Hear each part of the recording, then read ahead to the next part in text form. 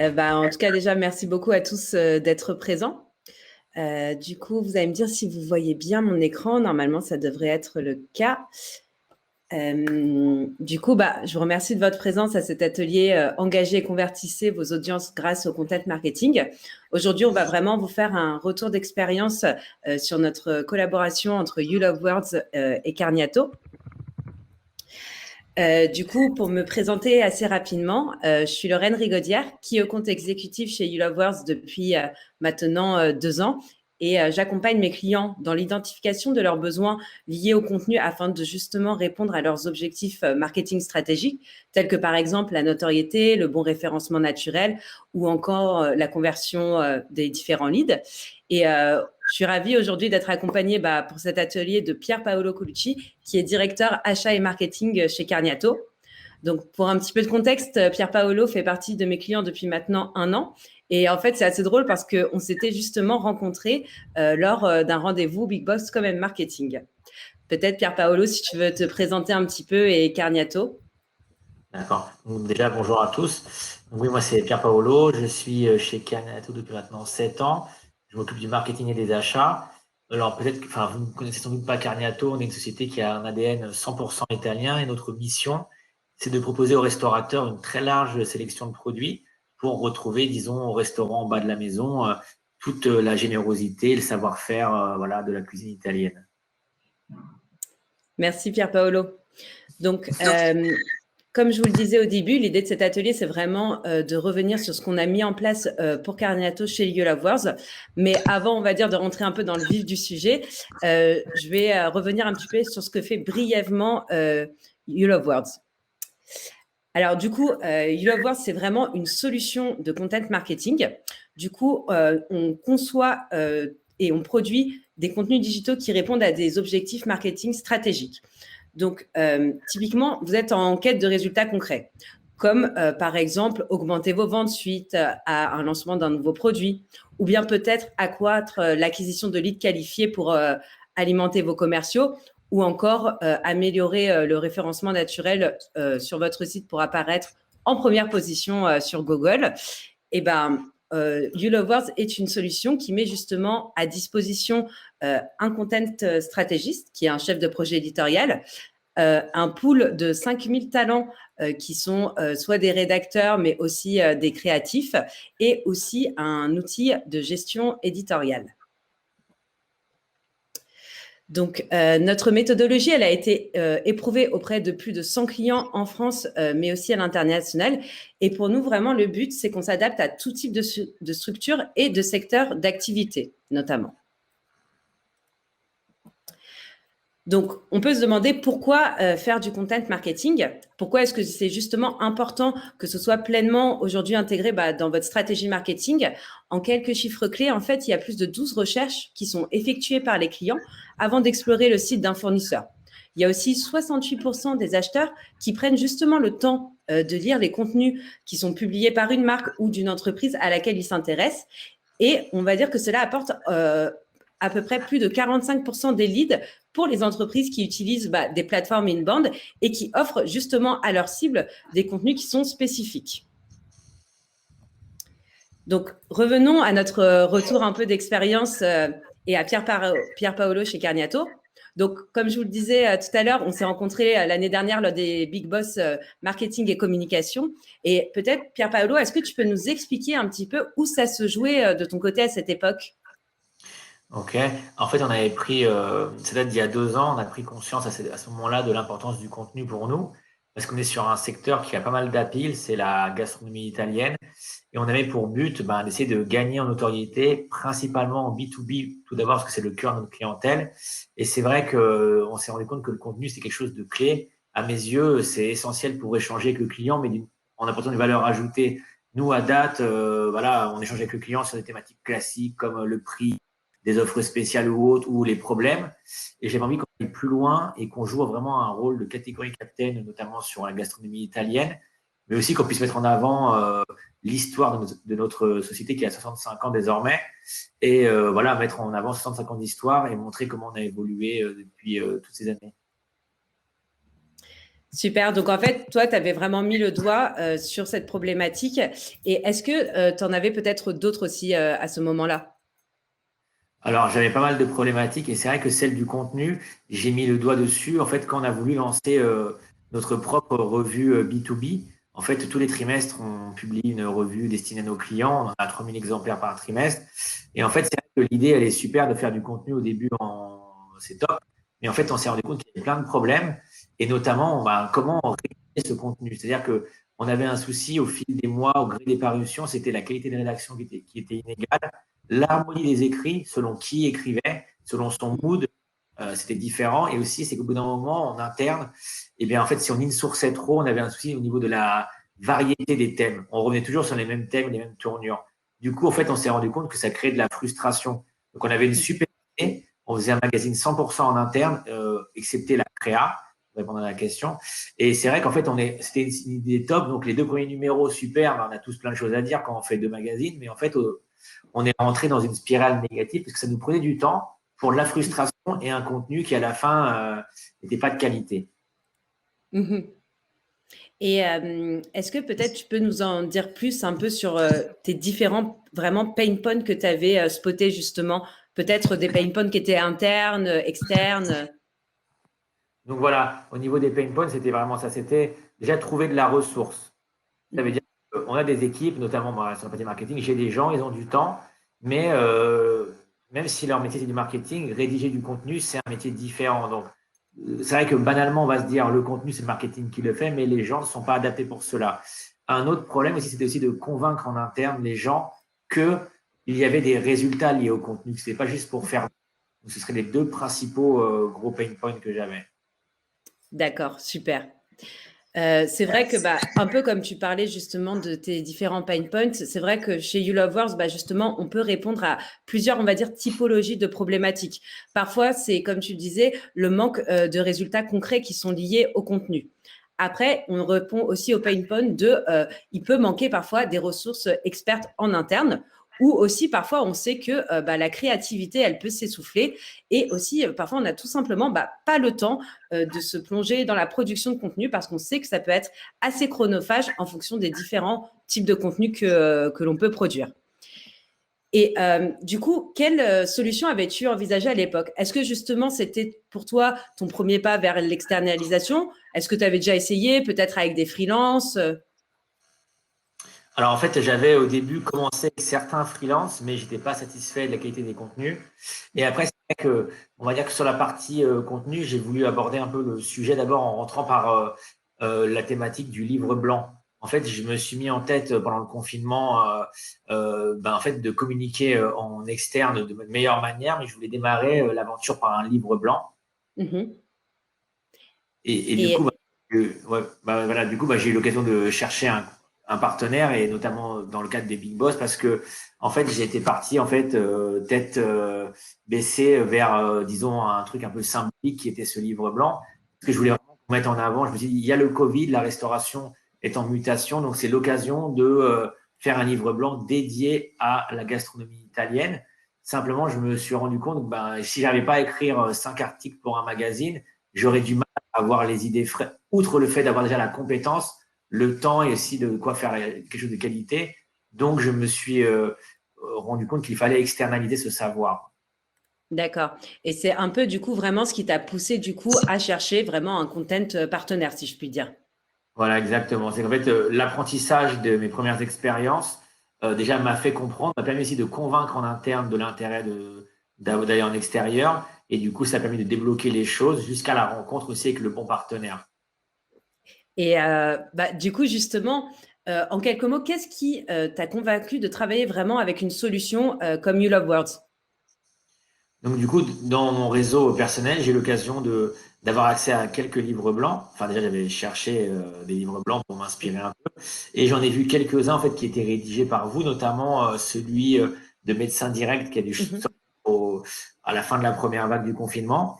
Et outre en fait, il y a la qualité du contenu qui est intéressante, mais je me suis aussi intéressé à ce qu'il y avait derrière le contenu. Et j'ai eu des bons feedbacks sur les manières de travailler et aussi le relationnel, l'humain, voilà. Donc, du coup, j'avais profité de l'occasion des Big Boss pour rencontrer à l'époque une de tes collègues Tout pour à pouvoir fait. démarrer ce projet, même si à l'époque, il n'y avait pas vraiment de vision stratégique à part celle d'avoir un livre blanc. Mais c'est vrai que c'est tout à fait ça. Et puis c'est vrai que chez You Love Words, en fait, on a peut-être un positionnement un petit peu hybride entre la solution et l'agence. C'est que, en fait, si vous voulez, chez nous, l'accompagnement, il est mis en place et drivé par ce qu'on appelle un content stratégiste. Donc, c'est un véritable chef de projet éditorial qui est interne à You Love Words. Donc, en fait, lui, il va vous accompagner durant toutes les phases de votre projet. Donc, c'est en amont, si vous avez besoin qu'on élabore ensemble la stratégie, pendant la production de contenu et après performance des contenus. Savoir si justement, ils ont bien répondu à vos objectifs business et stratégiques. Donc, le content stratégiste, en fait, il faut vraiment le voir comme votre principal interlocuteur. Et après, en ce qui concerne la production des différents contenus, donc ce soit par exemple des articles blog, des livres blancs, de la vidéo motion design ou du podcast, on fait appel à notre pool de talents. Nous, on a plus de 5000 talents qui sont en France et à l'international, qui sont vraiment avec tout type de typologie de métier, mais aussi d'expertise et de secteur. Ce qui nous permet du coup, notamment, de répondre à des besoins aussi bien rédactionnels que créatifs, en français, mais aussi en d'autres langues et dans n'importe quel secteur. Du coup, Pierre Paolo, tout comme tu avais justement des problématiques que tu as réussi à spotter et à résoudre avec ton content partenaire, tu avais aussi des objectifs stratégiques. Nous, chez You Love Words, on a 3 objectifs principaux auxquels on répond. La notoriété, l'engagement, la conversion, génération de leads. Toi, quel était un petit peu ton objectif principal ? Alors, de base, j'avais en tête de gagner en notoriété via ce document final qui aurait été le livre blanc. J'avais envie de marquer le coup par rapport à mes concurrents, y compris des grands comme Metro ou Pomona, qui sont de toute façon dans un secteur où on est très ancré dans l'opérationnel. Et j'ai envie de sortir un peu de tout cela. En fait, je me suis rendu compte en échangeant avec vous, mais aussi à côté, que en fait, un livre blanc, ça pouvait être qu'une étape dans une stratégie de contenu. C'est-à-dire qu'on ne peut pas arriver et se dire je fais un livre blanc et au revoir à l'année prochaine. Donc, du coup, je me suis rendu compte qu'il fallait en fait aussi faire un petit peu un audit et d'abord travailler sur une charte édito et aussi pouvoir travailler avec un de vos rédacs, en l'occurrence, c'est Julie, pour s'essayer sur des articles afin de trouver un ton qui soit en ligne avec la charte éditoriale. Et aussi, j'avais envie de travailler sur une vision à 2 ans pour qu'on puisse avoir différentes étapes. Il y a un truc qui a été très important, c'était avec vous, c'était le workshop, parce qu'en fait, Justine, donc notre contact opérationnel, nous a permis, Content Strategist, à organiser, malgré le contexte Covid, un workshop dans toutes les règles, etc., avec pas mal de salariés Carniato, qui nous a permis vraiment de lancer le travail rédactionnel, de prendre vraiment des insights de gens issus de différents services et d'engager les gens dans le projet. C'est justement ça. Et tu vois, tu parlais justement de ce que tu avais un petit peu à disposition. Et du coup, qu'est-ce qui peut-être à l'époque, en amont de cette phase de workshop, qu'est-ce qui te manquait pour atteindre un peu ces objectifs justement ? Alors, c'est vrai que en fait, je dispose de pas mal de points forts. Et si je devais les résumer, c'est un réseau de près de 5000 clients, entre 40 et 50 commerciaux, des réseaux sociaux voilà, sur lesquels on a qui se développent, mais aussi un ADN italien fort, et là depuis 65 ans en France. Simplement, outre le temps, parce qu'en fait, personne n'a le temps si on leur demande, il me manquait surtout un catalyseur, c'est-à-dire un contact central pour faire la synthèse en fait, de tous les éléments, pour aussi me permettre de comprendre un peu les mutations qu'a connues ma société et qui puisse me permettre d'avoir un contenu de fond différent de ce que font les autres. Jusque-là, j'avais une communication qui était sympa, mais un peu téléphonée, un peu banale. Et après, j'ai besoin d'une ligne directrice, c'est-à-dire que manquait et je m'en suis rendu compte en analysant les documents à la maison pendant le confinement que j'avais pas une ligne directrice et encore moins une ligne directrice en ligne justement avec ce qui était devenu ma société au cours des années. Ok. Et du coup, tu avais vraiment réussi à voir qu'il te manquait un document stratégique pour la production de contenu. Tu l'as évoqué un petit peu avant, justement, c'est la charte éditoriale. Et du coup, qu'est-ce que c'est pour toi une charte éditoriale et justement, en quoi ce document, concrètement, il t'a aidé ? Alors en fait, la charte éditoriale, c'est un document qui m'a aidé.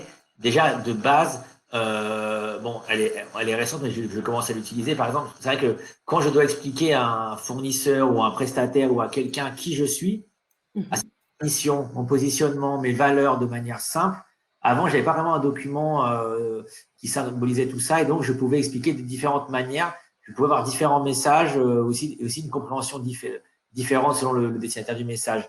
En gros, c'était long à expliquer, parfois mal compris, parfois les deux. Aussi, je n'étais pas sûr, moi, à mon échelle et avec même le reste du CODIR ou autre, d'avoir vraiment en tête le cap qu'on donnait réellement à la société. On n'était pas sûr d'avoir en tête en fait la vraie vision de ce qu'on est. En ayant travaillé en ayant fait un workshop et beaucoup échangé avec différents services et donc avec un content stratégiste, on a pu en fait clairement définir et arrêter des éléments clés qui sont notre mission et qui en fait ça a été le moyen pour nous de nous poser, de faire le point et de s'aligner sur des challenges à venir.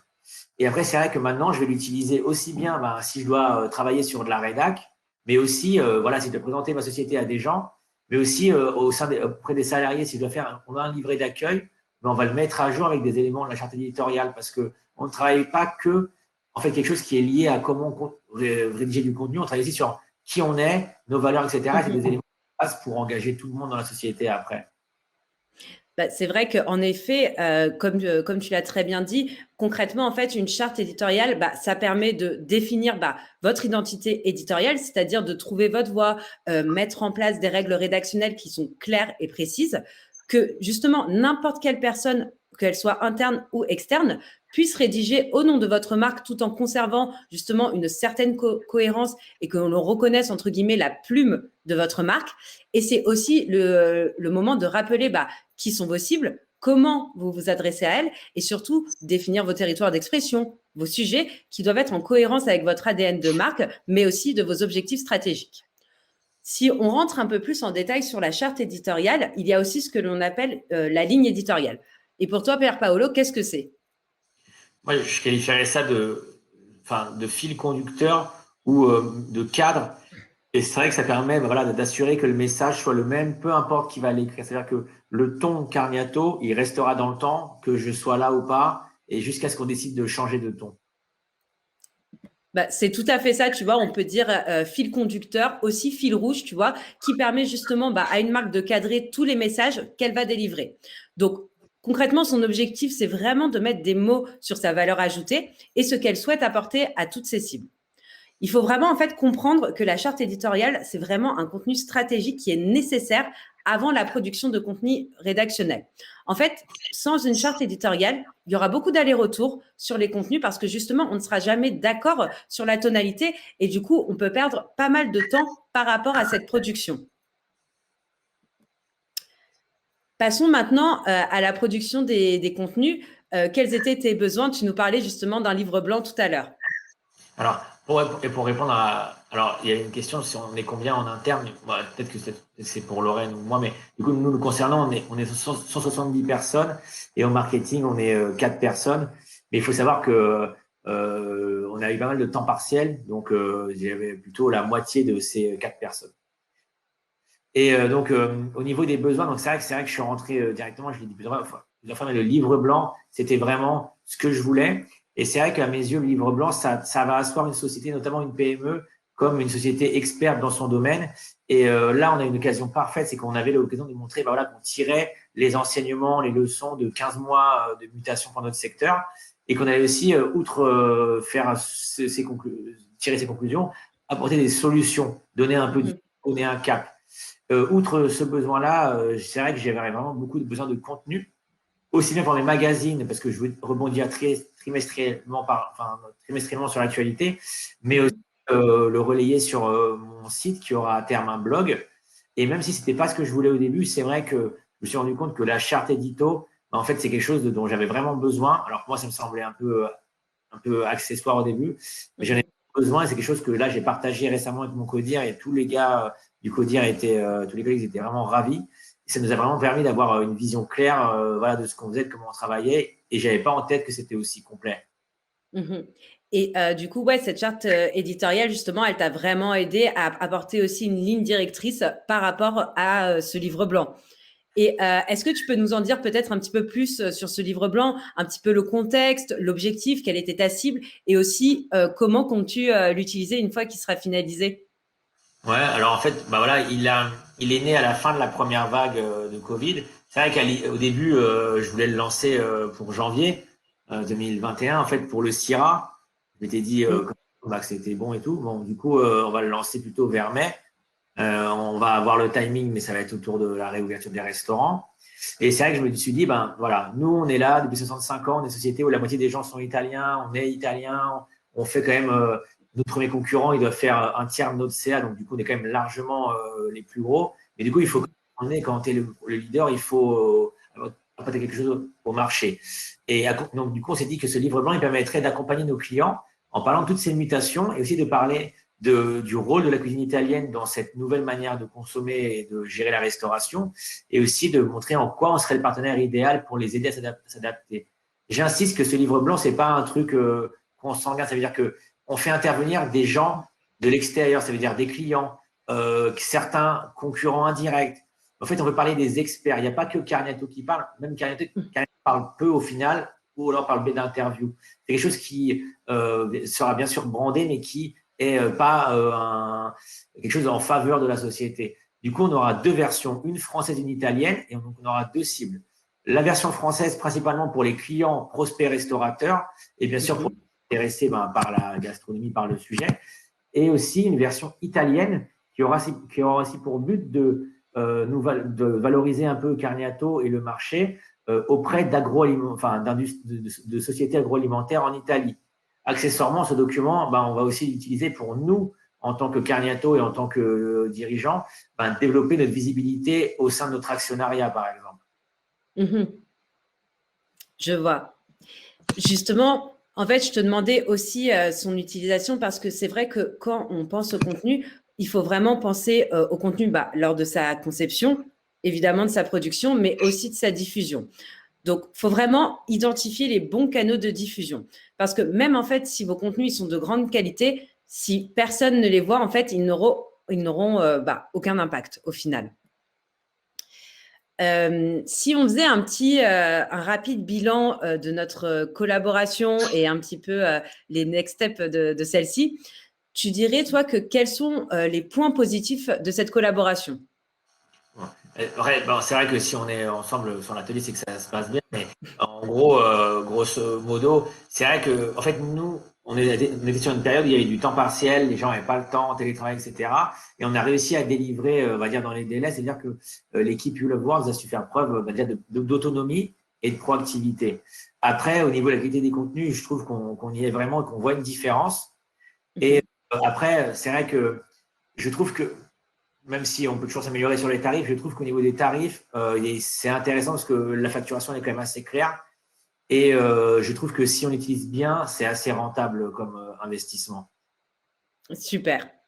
Et peut-être, parce qu'il y en a quand même forcément toujours un petit peu, des points d'amélioration. Après, ouais, je pense que on va devoir utiliser les mois à venir pour améliorer l'expertise. Ça veut dire que il faut que voilà notre rédactrice, donc Julie, soit plus experte, s'imprègne mieux des clients.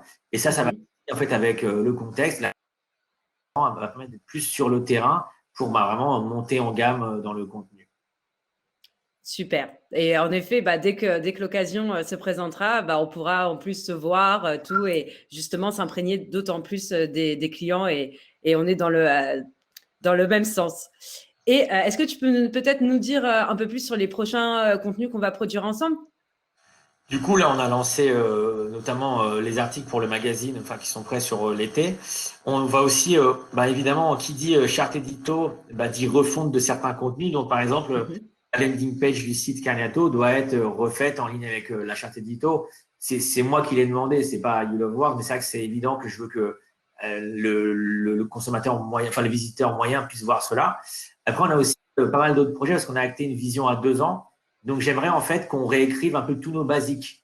C'est-à-dire que je veux aider mes commerciaux à avoir un discours adapté à tout ça sur une dizaine de basiques de mon métier. Eh ben, super. Et dans tous les cas, compte sur toute l'équipe de You Love Words pour t'accompagner lors de ces 2 prochaines années dans la production et même la stratégie de contenu. Écoute, je te remercie énormément d'avoir pris le temps justement de faire ton retour d'expérience. Et moi, j'étais ravie de faire ce webinaire avec toi. Je ne sais pas s'il y a peut-être des questions. En tout cas, si vous en avez, n'hésitez pas. Pierre Paolo, je ne sais pas si toi, tu as la visibilité Ah, t'as pas sur les questions. Là, il y avait une question, c'était, il y en avait plusieurs, mais on avait répondu en direct. Mais il y avait une question, c'était, par exemple, est-ce qu'on a déjà fait une boucle, enfin, de feedback de clients? Et toi, enfin, moi, me concernant, c'est en cours, parce que par exemple, sur la ligne, la charte édito, on la partage, voilà, mais le gros crash test, on va dire, ça va être le livre blanc, voilà, qui va permettre d'avoir vraiment des feedbacks très clairs de clients. Après, on est assez confiant parce qu'il est de grande qualité. Mais après, je laisse Lorraine répondre de manière plus générale. Mais c'est vrai qu'en tout cas, chez You Love Words, nous, en fait, on va mesurer la satisfaction de nos clients après chaque projet. Donc voilà, on a ce côté interne où justement, notre but, c'est toujours d'optimiser la relation avec nos clients. Après, en ce qui concerne, on va dire plus les feedbacks peut-être ROI, donc c'est-à-dire la mesure de la performance des contenus. On a plusieurs manières de procéder. Soit, en fait, nous pouvons avoir accès à vos données et du coup, on prend les mesures des contenus. Et ou soit aussi, ce sont les clients qui nous donnent les résultats. Typiquement, par exemple, pour un livre blanc, on peut nous dire, bon, bah voilà, le livre blanc a généré plus de 450 leads, dont 2 conversions à hauteur de temps. Donc, c'est comme ça qu'on peut, par exemple, calculer aussi le ROI. Nous, le but, c'est vraiment, en fait, qu'on se plug à vos différents besoins et à vos différentes demandes aussi, que ce soit stratégie, production ou résultat.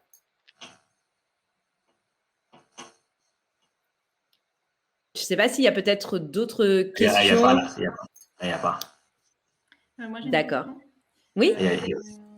Est-ce qu'il y a eu des retombées RP du livre blanc et comment ce livre blanc a-t-il été construit pour récupérer les données parce qu'il y avait pas mal de contenu un peu curateur d'après ce que j'ai compris.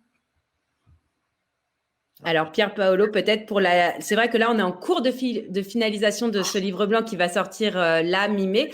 Par rapport à son utilisation, peut-être que tu veux faire des retombées presse par rapport à ça.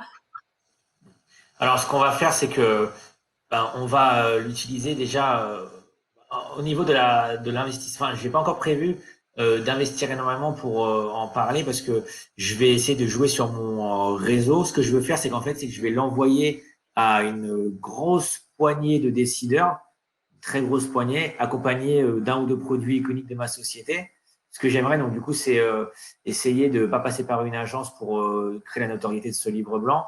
Après, on va créer une landing page, une page spéciale pour l'avoir. Mais en fait, c'est vrai qu'on va travailler. Nous, ce qu'on va faire, c'est qu'on va le donner à tous nos clients directement. Et après, c'est vrai que par rapport à la notoriété, je vais voir autour du CIRA, donc qui aura lieu au mois de septembre, donc à l'été, comment peut-être investir en médias pour le faire ressortir. Mais mon espoir au début, c'est d'y arriver sans passer par de l'investissement média, parce que j'avoue que je suis un peu court sur cette année 2021. Et après, c'est aussi quelque chose qui peut se faire en plusieurs temps, dans le sens où peut déjà y avoir une première sortie, en effet, digitale. Donc, en fait, ça peut être directement sur le site à télécharger via une landing page, ou ça peut être aussi la diffusion sur les réseaux sociaux de Carniato. Et après, en effet, le livre blanc peut être en effet imprimé pour être donné lors d'événements physiques. Vu que maintenant, on a bon espoir que ça reprenne justement. Je crois que c'est un petit peu ça l'idée, Pierre Paolo, si je ne me trompe pas. Ouais, disons que j'ai la chance d'avoir un secteur qui est la restauration où il y a beaucoup de contacts. Du coup, c'est vrai qu'avec un réseau de commerciaux qui quadrille ces contacts-là, plus la chance d'avoir plusieurs salons professionnels dans la foulée, moi, je pense réussir à des résultats comme ceci. Après, il y aura une post-analyse parce qu'on compte en faire un deuxième en 2022 sur une thématique, si possible, un peu plus positive. Et c'est vrai que je tirerai un peu les enseignements, mais je pense que l'an prochain, dans tous les cas, j'investirai un peu en médias pour aussi m'assurer une paire de parutions dans la presse pro pour parler de cela. Ok, merci.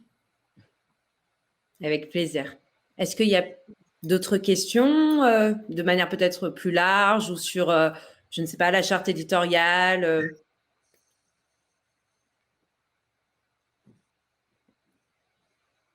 Alors, dans ce cas-là, moi, j'ai une autre question. Il n'y a pas de souci. Ça vous a pris combien de temps d'éditer ce livre blanc et après, je reviens, j'avais un petit peu posé la question, mais qui s'était noyée tout à l'heure, je pense. Comment vous avez récupéré, c'est vraiment… comment vous avez récupéré tous les contenus un peu curateurs sur le sujet pour écrire ce livre blanc? Combien de temps ça vous a pris et comment vous avez sourcé les contenus? Alors en fait, ça aurait dû être court, mais comme en fait on a repriorisé, on va dire que nous on était sur une version PIS. Ça veut dire que moi j'ai dit directement aux filles, Bah, de toute façon, mes restos, ils sont fermés, donc il n'y a pas de pression. En fait, au début, j'avais en tête janvier, après avril. Après, j'ai dit, bon, on lâche l'affaire. Du coup, en fait, le but, on va dire grosso modo, sans avoir des ressources à 100% et sans mettre la pression, on est sorti en 3 mois. Il faut savoir qu'en 3 mois, en comptant que ça fait 1 mois qu'on est bloqué par un souci parce que c'est mes clients qui mettent du temps à répondre. Ça veut dire qu'en fait, grosso modo, moi, si j'avais voulu vraiment, en 2 mois, c'était sorti et prêt à être publié. Mais je voulais aussi timer ça par rapport à la réouverture des terrasses et des restaurants dans l'ensemble. Mais le petit point bloquant, ça va être en fait d'avoir des gens externes et c'est eux qui en fait sont un peu ennuyeux parce que vous avez moins le contrôle sur eux. Et moi, c'est des restaurateurs qui sont un peu des divas. Et c'est vrai que c'est un peu plus dur de les avoir. Même si ils sont normalement ils ont le temps, mais bon. C'est ça. Et après, en fait, on peut dire de manière, on va dire, générale, en moyenne, par exemple, un livre blanc, on va dire de 10 à 15 pages avec 3 interviews clients, avec la rédaction, évidemment, des contenus, la mise en page, un peu de design, justement, pour mettre en valeur certaines datas. On va dire que nous, le temps moyen chez You Love Wars de production, il faut compter quand même 1 mois. Et comme le rappelait Pier Paolo, en effet, ça va dépendre aussi de la disponibilité des personnes interviewées, le temps aussi des allers-retours entre nous et le client. Après, je sais que Pier Paolo est très réactif, donc de ce côté-là, il n'y a pas de souci. Mais voilà, il faut bien compter quand même généralement à minima 1 mois. Et c'est essentiel d'avoir beaucoup de gens de l'externe parce que nous, on a lu le contenu du livre blanc, il est prêt, etc. Mais le problème, c'est que s'il n'y a pas beaucoup d'externes qui interviennent au milieu, ça fait quand même un peu, ça appauvrit un peu le document.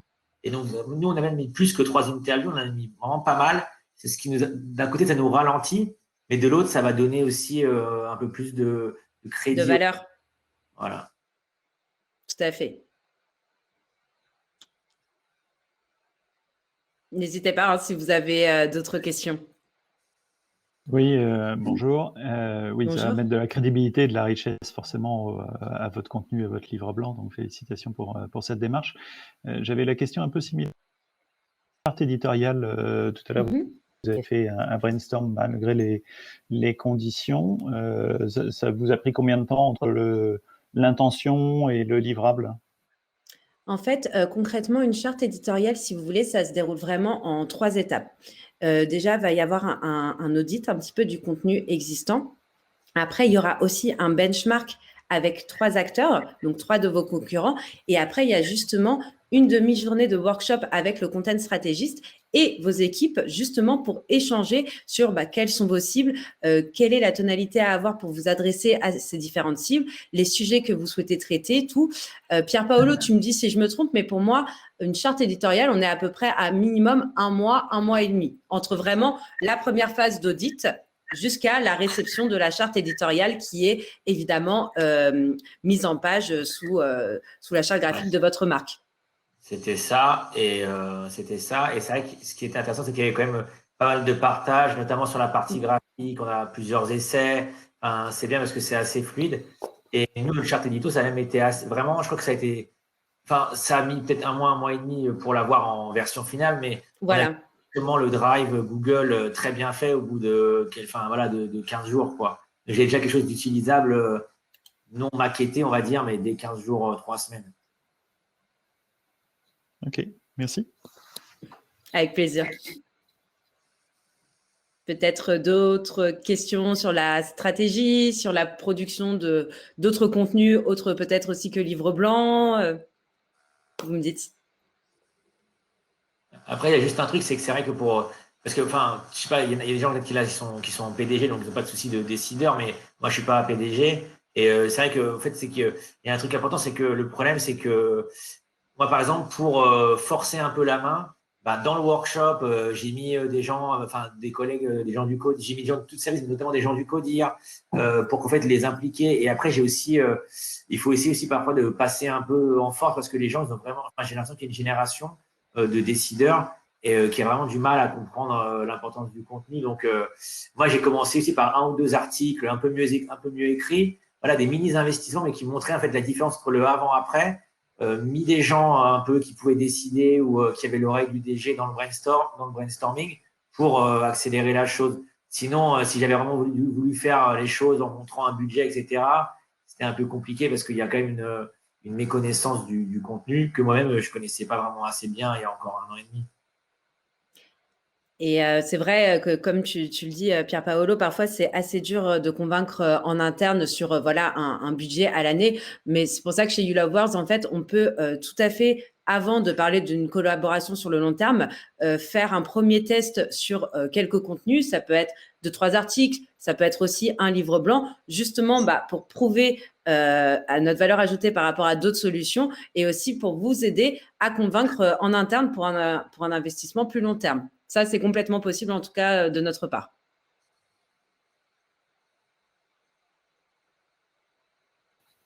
Pas d'autres questions? Ah, si. Non, je disais OK, merci beaucoup pour précision. Merci. Merci à vous. Du coup, s'il n'y a peut-être pas d'autres questions, on peut conclure. Pier Paolo, je voulais encore une fois te remercier d'avoir été présent lors de ce webinaire pour nous raconter ton retour d'expérience. Moi, en tout cas, j'étais ravie de présenter You Love Words avec toi et de parler de notre collaboration. Évidemment, si vous avez un projet de production de contenu ou de charte éditoriale ou si vous souhaitez juste échanger par rapport à vos enjeux et objectifs liés au contenu, vous avez mes coordonnées juste ici, lorraine@youlovewords.com. Donc, n'hésitez pas, je me ferai un plaisir d'échanger avec vous et de répondre à vos potentielles questions.